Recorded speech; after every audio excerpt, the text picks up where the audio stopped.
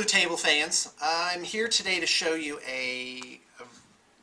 one of the most complicated projects that we've done in terms of magnetization and organization, and also to show you what can be done, which is some pretty amazing things. So let's talk about it. Here we've got 5 devilfish, 6 hammerheads, and 2 of these Forge World piranhas. The devilfish all have, there's 5 of these burst cannons, so this is for weapon destroyed. As you can see, one of them has a command frame on it.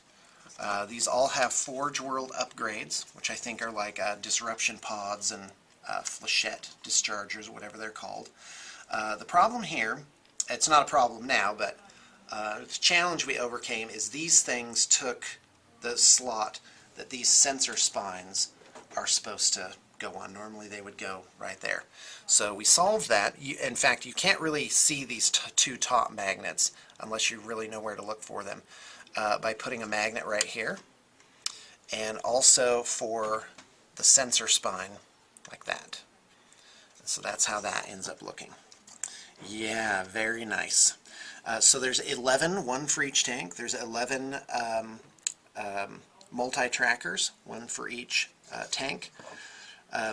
They all have these magnetic bases. Even though this is very thin, it is metal, so that's not going to break.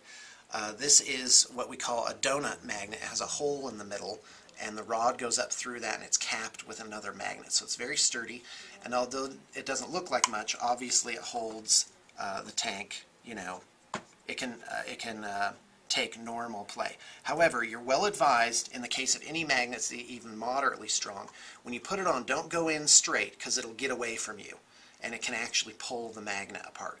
You have to be very careful. You have to hold both items firmly and come in from an angle like that, and then rock it onto the magnet. So there's that. These are all painted what I would call level 4 standard. There's a lot of weathering, there's a lot of detail. The jewel lenses are all, you know, jeweled out properly, which is a nice feature. So let's continue with the magnetized portions.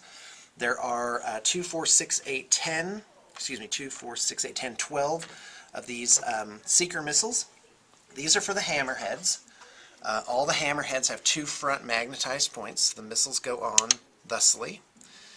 And the trick here is so that you can see them from the front, but they aren't sticking out too far or not sticking out enough. So those have been magnetized with just the right amount of pull on them.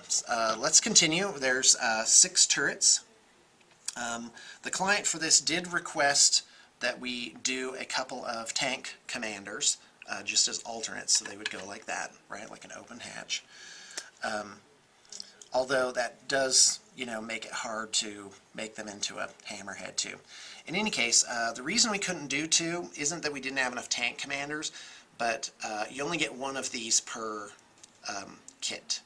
So it was the hatch that we didn't have.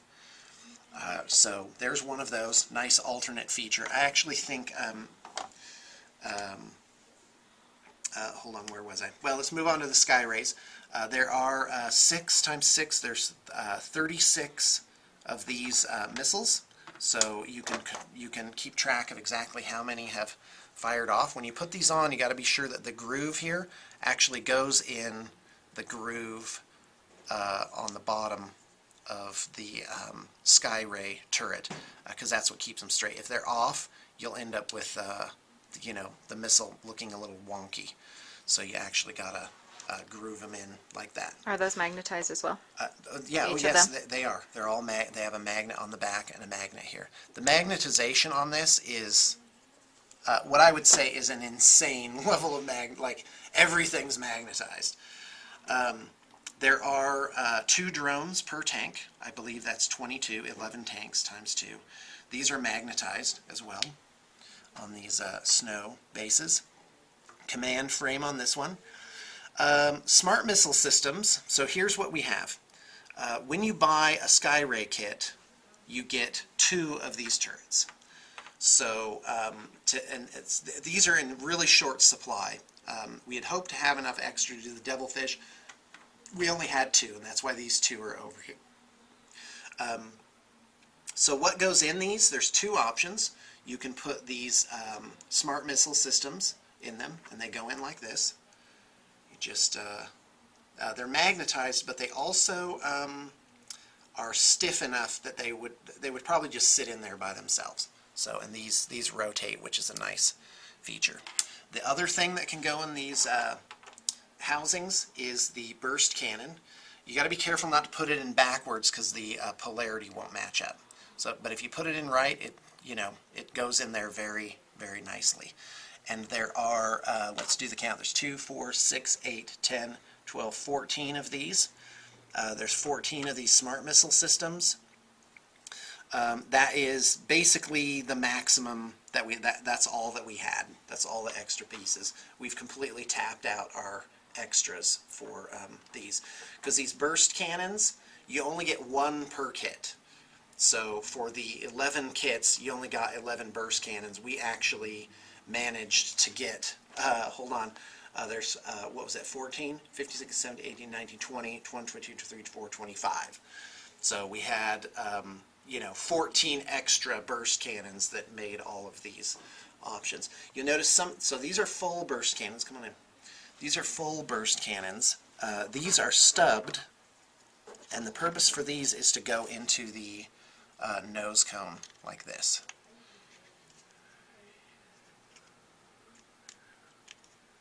Well,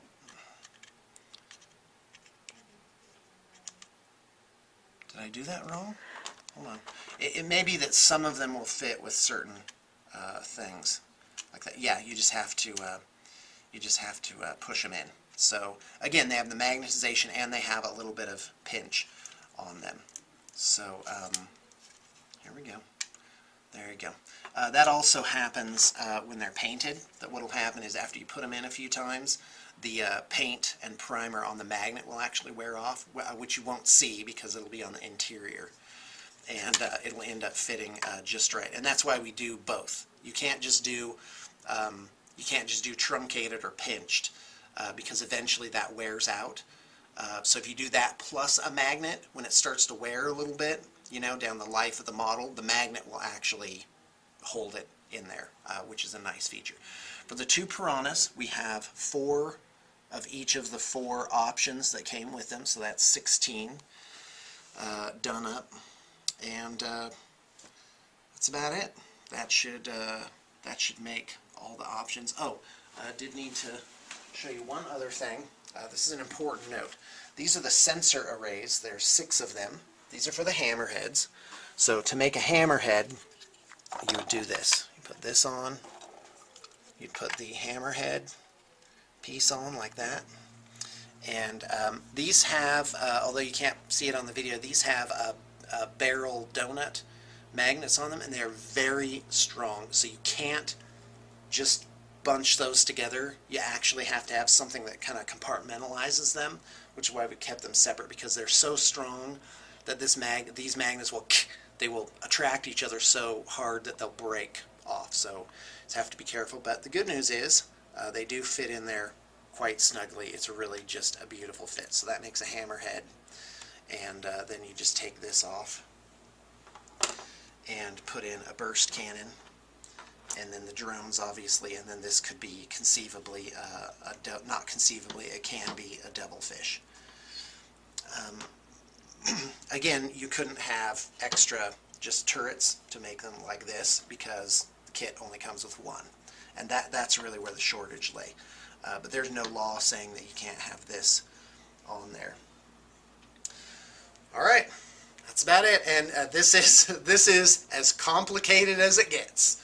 It's really been quite an adventure to get this one done, and hopefully this will maybe inspire you to do your own, or show potential clients the type of insane magnetization that we can do, and also the studio's capability to work around very complex issues to make things work into the maximum configurations possible, because we are working with kits that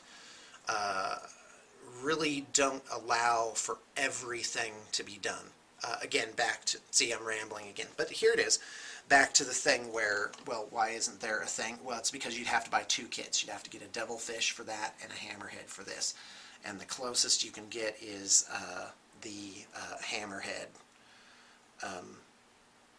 The Sky Ray kit has enough to make a devilfish, a Sky Ray, and a hammerhead, but not to make this particular part interchangeable. Anyway, alright, with that rather trailing PS, yeah, I get it. It's funny. So, I'm off. Okay, I want to show you what's in this Imperial Guard set. And this is just for kicks. You saw this with the unboxing, but I do want to sort of compartmentalize it. So, you know, just you can just click away from this page if this is boring for you. Imperial Guard Battle Force. Imperial Guard Battle Force. Imperial Guard Battle Force. These are Cadians. Here's a Chimera. Set that aside. Here's an Imperial Guard Battle Force. So that's 4 of those.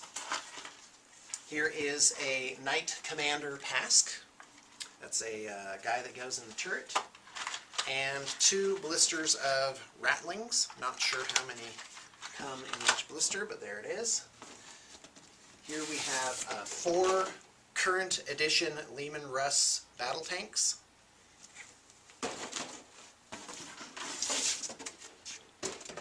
If you come on in, no reason to get these out. There are 1, 2, 3, 4, 5, 6 Basilisks. Here is a Valkyrie. Now let's take a look at the other box. Here are 3 Demolishers. This is the new current edition plastic kit. Here's a Hellhound. And let's see what's remaining in here. Is 1, 2, 3, 4, 5, 6 Manticore Death Strikes, and 1 more Hellhound. And that is what is in that collection.